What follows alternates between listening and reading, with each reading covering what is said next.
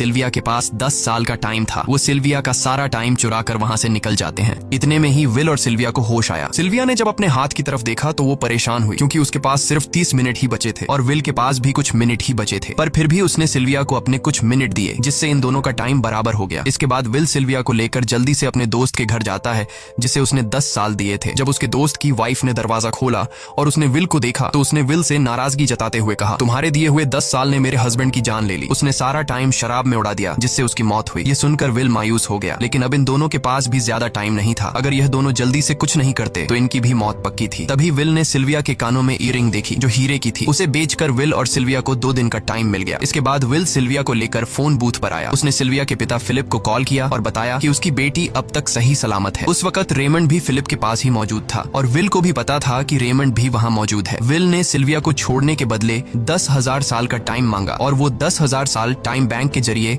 गरीब लोगों में बांटने को कहा और कल सुबह तक का टाइम दिया। हालांकि फिलिप के लिए यह रकम कुछ भी नहीं थी, पर फिलिप किसी भी कीमत पर गरीबों को टाइम नहीं देना चाहता था। इधर विल सिल्विया को अपने घर ले आया, जहाँ पर दोनों सुबह होने का इंतजार कर रहे थे। इसी दौरान सिल्विया ने विल से पूछा कि उसकी फैमिली कहाँ है। इस पर विल ने बताया कि पिछली रात ही टाइम न होने की वजह से मेरी माँ की डेथ हुई। ये सुनकर सिल्विया को बहुत बुरा लगता है और उसे एहसास होता है कि यहाँ गरीब लोग हर पल मौत के डर में जीते हैं। उन्हें एक दिन का टाइम कमाने में कितनी मेहनत करनी पड़ती है। अगली सुबह बैंक खुलते ही विल और सिल्विया खिड़की से बैंक पर नजर रखने लगे, लेकिन बैंक ने गरीबों में टाइम नहीं बांटा। सिल्विया ये देखकर बहुत मायूस हो गई कि टाइम के आगे उसके पिता के लिए अपनी बेटी की भी कोई कीमत नहीं थी। अब सिल्विया को समझ आ गया कि उसके पिता सिर्फ बिजनेसमैन नहीं है, बल्कि वो इस सिस्टम के हेड हैं। वो गरीब लोगों की मौत से अपनी जिंदगी के साल जमा करते हैं। सिल्विया को यूं मायूस देखकर विल ने उसे वापस घर भेजने का फैसला किया। वो उसे फोन बूथ पे ले आया और अपने पिता को कॉल करके अपने लिए मदद बुलाने को कहा। इस दौरान विल सिल्विया को वेपन भी दे देता है ताकि वो खुद की हिफाजत कर सके। इधर सिल्विया फोन पर अपने पिता से बात कर रही थी कि तभी टाइम कीपर रेमंड चुपके से वहां आ पहुंचा और विल पर गन तान दी। रेमंड विल पर गोली चलाने ही वाला था कि तभी सिल्विया ने रेमंड को देख लिया और घबराहट में रेमंड पर गोली चला दी। ये देख विल घबरा कर रेमंड के पास आया। हालांकि वो गोली रेमंड के हाथ को छू कर निकल गई थी। रेमंड के हाथ से बहुत खून निकल रहा था। विल ने रेमंड की घड़ी देखी। रेमंड के पास सिर्फ 2 घंटे बचे थे। दरअसल टाइम कीपर्स को भी सैलरी के तौर पर हर रोज 1 दिन का ही टाइम मिलता था। विल समझ गया कि जब तक रेमंड के पास उसके टीम वाले पहुंचेंगे तब तक रेमंड का ज्यादा खून बहने की वजह से उसकी मौत हो गई होगी। इसलिए विल रेमंड को 2 घंटे का टाइम देते हुए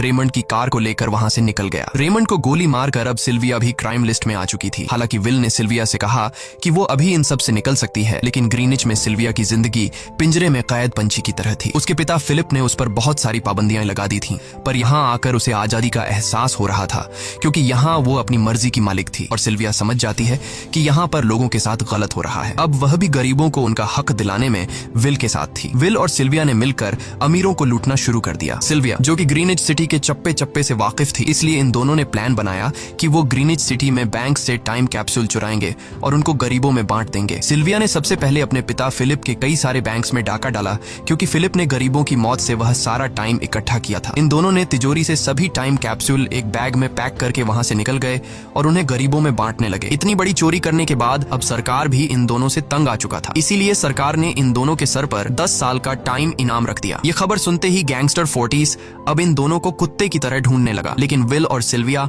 हर रोज अपना ठिकाना बदलते रहते थे, जिससे वो किसी के हाथ नहीं आते थे। यह दोनों एक होटल में छुपे हुए थे। इनके पास टाइम की कमी तो थी नहीं, इसलिए उन्होंने पूरे होटल को ही बुक कर लिया था। फोर्टिस इन दोनों की तलाश में उस होटल के बाहर आ पहुंचा। वहां उसने कुछ लोगों को पकड़कर उनसे विल और सिल्विया के बारे में पूछने लगा, लेकिन उन लोगों पर विल और सिल्विया के बहुत एहसानात थे, इसलिए ये लोग मरने के लिए तो तैयार थे, पर विल और सिल्विया का ठिकाना बताने के लिए तैयार नहीं थे। लेकिन जब फोर्टिस ने उन लोगों पर बहुत ज्यादा जोर जबरदस्ती की तो उनमें से एक बंदा मौत के डर से फोर्टिस को उस होटल के बारे में बता देता है जहां विल और सिल्विया छुपे हुए थे, जिसके बाद फोर्टिस फौरन अपनी गैंग के साथ वहां पर पहुंच जाता है और इन दोनों को पकड़ लेता है। अब विल और सिल्विया का उनसे बच पाना नामुमकिन था। फोर्टिस ने विल को एक टेबल पर बैठा दिया और उसे टाइम फाइट के लिए चैलेंज किया। विल समझ गया कि अगर मैंने चैलेंज से इनकार किया तो फोर्टिस के गैंग वाले लोग मुझे मार देंगे, इसलिए क्यों ना आज इसके साथ पंजा आजमाया जाए। फोर्टिस और विल ने एक दूसरे की कलाई पकड़ ली और मौत का खेल शुरू हुआ। फोर्टिस माहिर खिलाड़ी था, उसने शुरुआत में ही विल का हाथ नीचे कर दिया, जिससे विल का टाइम तेजी से फोर्टिस में ट्रांसफर होने लगा। लेकिन विल बिल्कुल जोर ही नहीं लगा रहा था, जैसे कि वो जानबूझकर हार रहा हो। पर जैसे ही विल के पास अपनी लाइफ के 3 से 4 सेकंड बचे, तभी विल ने अपनी पावर दिखाई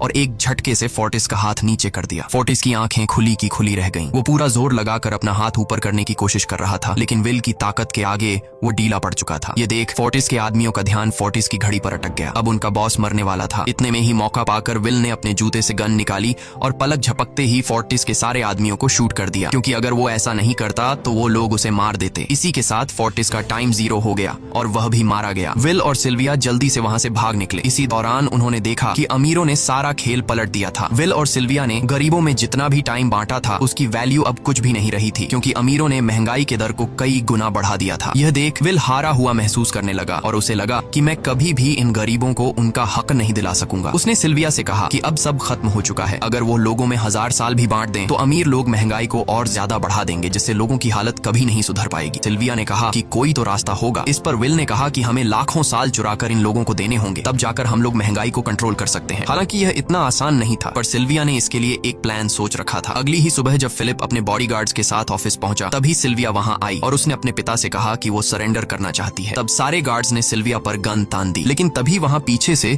गार्ड के बेस में छिपा विल वहां आ पहुंचा। उसने फिलिप के सर पर गन रखी और उसके जरिए लॉकर का दरवाजा खुलवाया। विल और सिल्विया ने फिलिप के लॉकर से एक टाइम कैप्सूल चुरा लिया, जिसमें 10 लाख साल का टाइम मौजूद था। इस टाइम कैप्सूल का एक एक साल गरीबों की ही मौत से आया था। विल और सिल्विया वह टाइम कैप्सूल लेकर भाग जाते हैं। इधर रेमंड को जब यह बात पता चली तो वह फौरन विल और सिल्विया के पीछे लग गया। जब रेमंड ने अपने हाथ पर घड़ी को देखा तो उसके पास 1 घंटे से भी कम टाइम बचा हुआ था। वह हेडक्वार्टर कॉल करके कहता है कि मुझे मेरी सैलरी कैप्सूल में भेज दो, मेरे पास टाइम कम है। लेकिन इससे पहले कि वह अपनी बॉडी में कैप्सूल से टाइम ट्रांसफर कर पाता, उसे विल की कार दिख जाती है और वह कैप्सूल से अपनी बॉडी में बिना टाइम ट्रांसफर किए उनके पीछे लग जाता है, क्योंकि अगर वो 10 लाख साल गरीबों को मिल जाते तो गेटो टाइम जोन का हर एक इंसान अमर हो जाता। और